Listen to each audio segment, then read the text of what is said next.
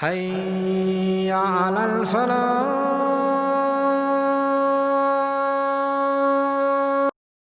You have to improve your relationship with Allah. And obviously, if I'm seeking the forgiveness of Allah, I need to quit and abandon sin and promise Allah, I'm not going to commit it again. May Allah forgive us for whatever sins we've committed, and may we never commit those sins again. May we turn to Allah before we return to Allah.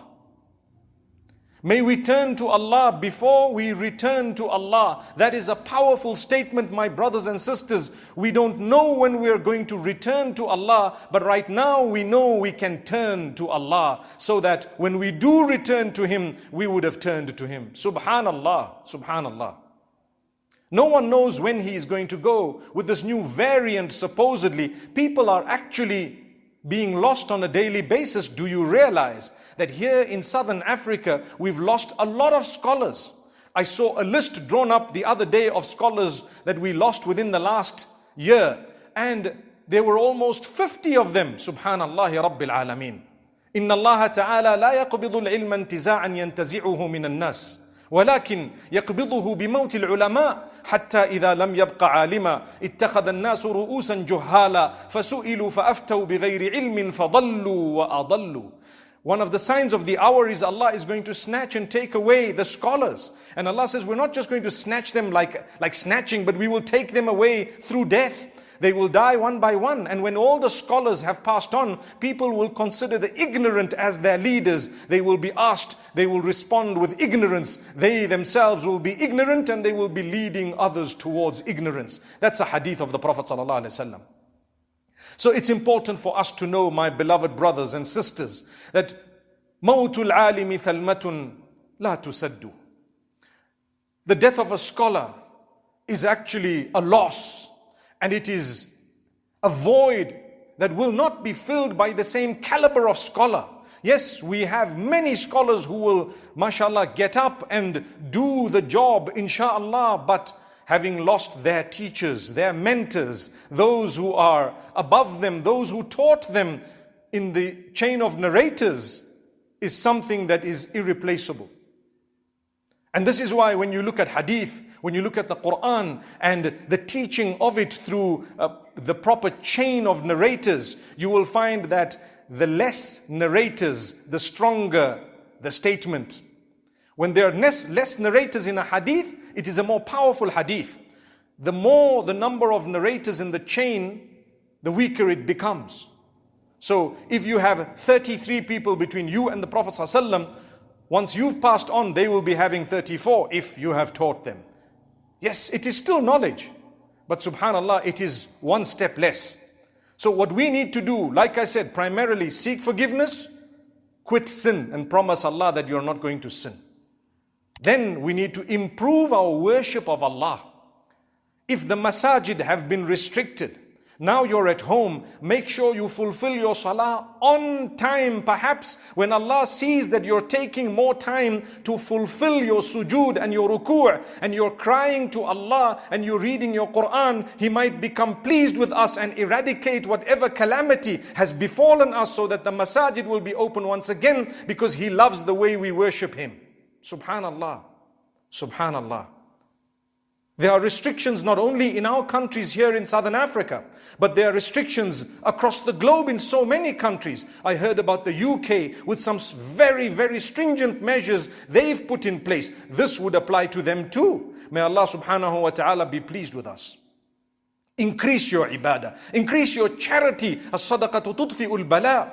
When you're charitable, it will extinguish calamity. So a charity is like a fire extinguisher. And the more you give, the more likelihood there is of that calamity being extinguished, because calamity is like a fire. My beloved brothers and sisters, charity begins at home, and charity is not only monetary. Remember that. Tabassumuka fi wajhi akhika sadaqa. The Prophet ﷺ talks about how the expressions on your face can become an act of charity. To smile at the face of your brother is an act of charity. If, my brothers and sisters, smiling at someone who's just your brother in faith is an act of charity, what about smiling at your own spouse, your children, your parents, your siblings, your relatives? Subhanallah, it might be difficult sometimes with a few misconceptions that have occurred or a few differences that have occurred between you and your family members, but still be kind. Remember, these might just be your last days on earth. So we will give out the charity, we will take time in worshipping Allah, we will increase the ways that we worship Allah. If I was only fulfilling salah, I will begin to fulfill not just my farad, but my sunnah and nafil as well. I will take my time in my prayer. If I used to take 5 minutes for farad, I will now endeavor to take a little bit longer in order to worship Allah more. The number of sujood you are going to make for Allah is already written. You do not know, you might only have 20 or 40 remaining. Or this might be your last prayer. People are dying and passing away of sudden heart attacks. Calamity has befallen a lot. Just prepare for the day you're going to meet with Allah and you won't regret. Don't sit back and say, well, whatever Allah has written is already going to happen. He's written heaven and hell and He knows where I'm going to go. So what's the point of me worshipping? That is similar to a person who's not taking precautions. He's claiming that Allah already knows, Allah has already destined things. Why should you take precautions? Well, for the same reason that you need to do deeds even though Allah already knows whether you're going to Jannah or Jahannam. Subhanallah. Because you don't know. So Allah expects you to work towards something and then He will open the doors of that because you're working towards it. وَالَّذِينَ جَاهَدُوا فِينَا لَنَهْدِيَنَّهُمْ سُبُلَنَا. Those who strive towards us, who strive in our path, in our cause, who strive to come to us, we will open for them the doors that lead to us, the doors of guidance. We will guide them to those doors. So you need to utilize your energies in the right direction. My brothers and sisters, similarly, we need to make amends when it comes to the difficulties we have faced and the differences we have faced with our family members and others. Seek forgiveness from people. It's very important.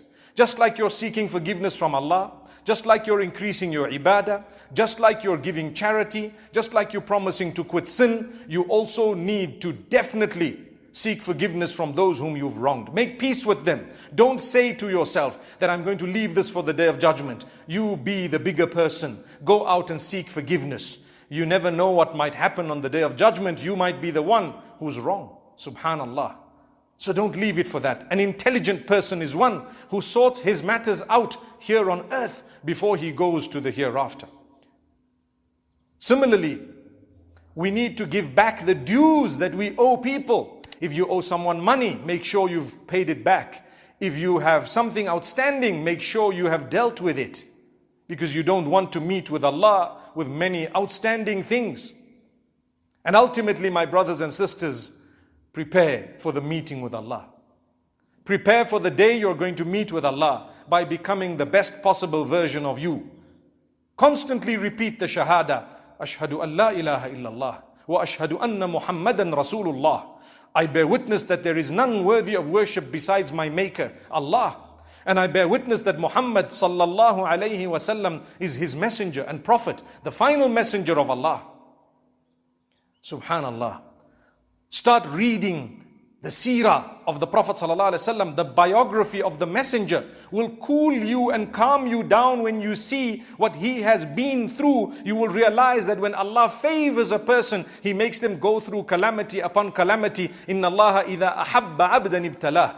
When Allah loves you truly, He begins to test you with bigger tests because He wants you to have a bigger certificate. He wants you to have a greater qualification. He wants you to gain even more closeness to Him than ever before. Imagine when someone has lost everything and they're still so close to Allah. Subhana Rabbi al-A'la. Subhana Rabbi al-A'la. Imagine losing something that drives you closer to Allah. Was that really a loss? It was actually not a loss. It was a gain. You gained things. MashaAllah, tabarakallah. What did you gain?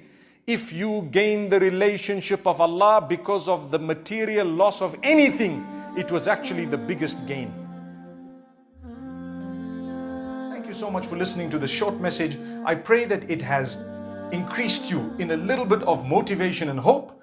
And the same applies to all of us. Jazakumullah khair. Assalamu alaikum wa rahmatullahi wa barakatuh.